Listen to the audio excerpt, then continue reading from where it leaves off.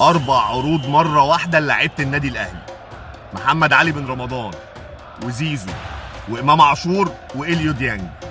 ال4 عروض معديين ال1 مليار جنيه تقريبا ماديا. الموضوع والملف اتفتح امبارح، العروض جت رسمية على موقع النادي الأهلي، وكلام من جوه النادي الأهلي إن العروض وصلت بالفعل، واللعيبة بقى عندها خبر إن العروض دي وصلت.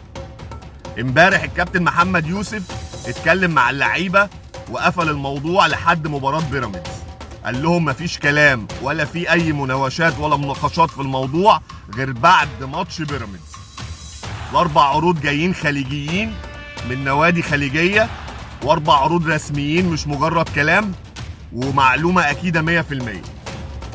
الموضوع هيعمل شبه بلبله في النادي الاهلي، وممكن احنا زي ما احنا متعودين على مجلس اداره النادي الاهلي، وان هو مجلس اداره حازم وبيعرف يعني يتصرف في الحاجات اللي زي دي. هيعدي الموضوع ولا هيبقى فيه مناقشات، ولا فيه لعيبه فعلا يعني هتطلع العروض ديت ولا ايه؟ احنا هنشوف الايام اللي جايه ايه اللي هيتم.